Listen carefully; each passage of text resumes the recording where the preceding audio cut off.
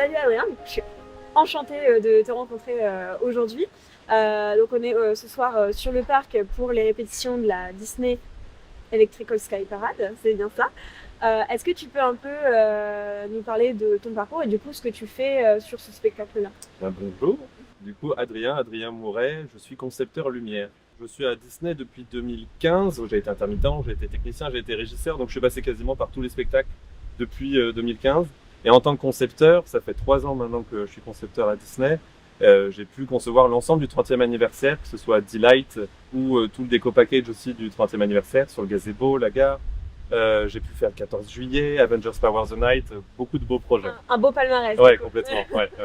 Et du coup, est-ce que tu peux un peu nous expliquer quel a été ton niveau d'implication sur la Disney Electrical Sky Parade et en quoi, qu'est-ce que tu as fait plus concrètement sur ce Mon travail de base, c'est d'être le lien avec le metteur en scène vers les métiers techniques qui se touchent plutôt du côté de la lumière, du coup.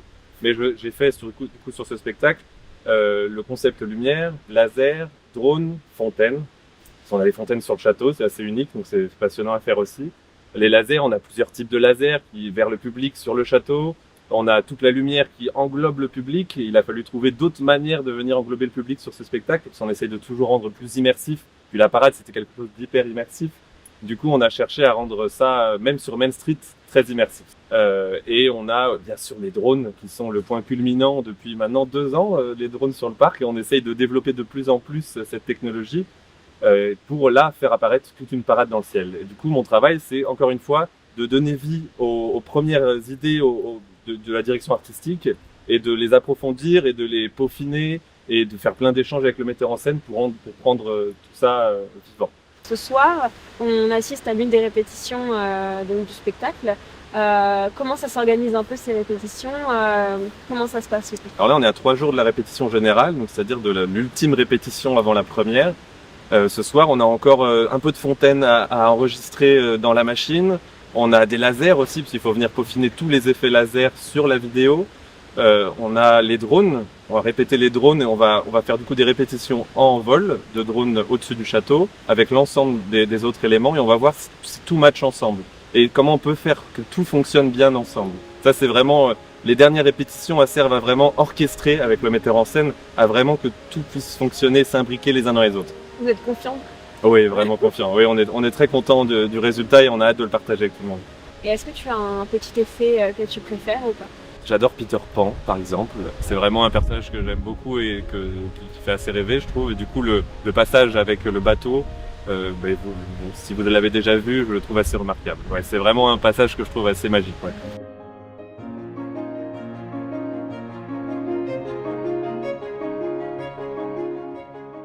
Salut Mabrouk, il y a beaucoup de fans qui te connaissent déjà, mais est-ce que tu pourrais peut-être te présenter pour ceux qui n'auraient pas la chance de te connaître? Avec plaisir. Bonjour à tous, je suis Mabrouk Reguigui, metteur en scène Disney Live Entertainment ici à Disneyland Paris. Très brièvement, moi j'ai commencé à Disney il y a 20 ans et j'ai intégré la direction créative il y a un peu plus de 7 ans maintenant, d'abord comme écrivain et 1 an après en metteur en scène.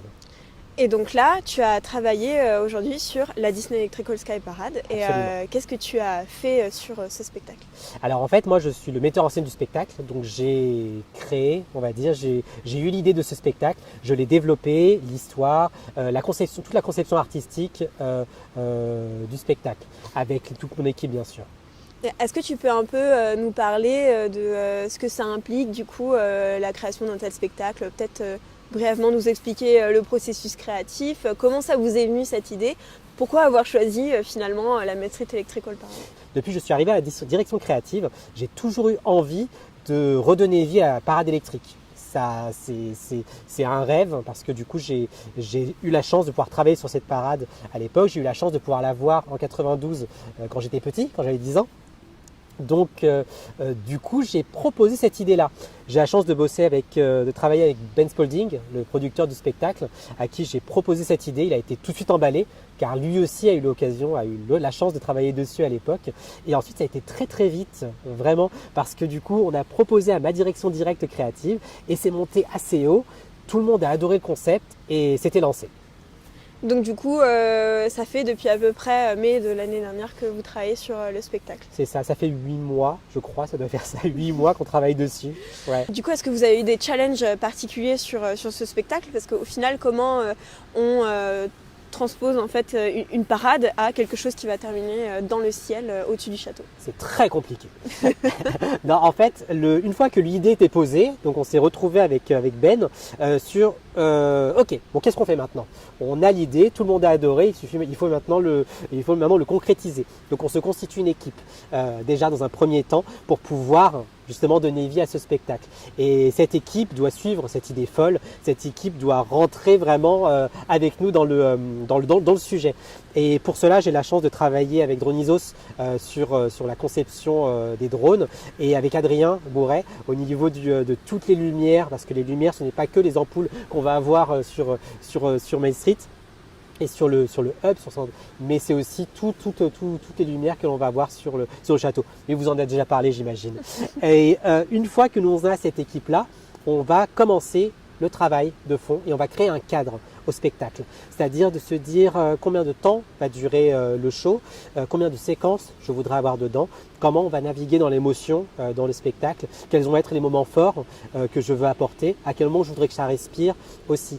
Car je pense que tu connais la musique qui est très répétitive et justement la musique nous a amené toutes ces émotions-là et toutes ces respirations dans le spectacle. Mais l'un des challenges, comme tu le précisais juste avant, les plus importants, c'est de redonner l'émotion que les visiteurs ont pu avoir lorsqu'ils ont découvert cette parade ici à Disneyland Paris et leur donner exactement la même émotion lorsqu'ils verront le spectacle. Et aussi faire découvrir ce type de spectacle et de l'émotion aux nouvelles générations. Et du coup, en parlant d'émotion, est-ce que toi, sur ce spectacle, tu as une petite séquence que tu préfères? Alors j'aime tout le spectacle. Chaque séquence a vraiment un moment d'émotion particulier. L'ouverture du spectacle est très importante parce qu'il annonce le retour de la parade. Et c'est vrai qu'on a toujours des frissons. Enfin, moi, j'ai toujours les frissons quand j'entends vraiment les premières notes de cette parade. Mais j'aime beaucoup la séquence Swan Lake aussi, le lac des cygnes, parce que ça donne vraiment une séquence très familiale entre le cygne adulte et le cygne enfant ensemble. Mais ma séquence préférée reste le final, vraiment. Parce que du coup, comme il n'y a pas d'humain sur le spectacle, mais ce rassemblement de tous ces personnages, les drones dans le ciel, la lumière, les images, la technique, en fait je trouve que c'est une belle image de fin qui représente toute l'équipe humaine qui a travaillé sur le spectacle.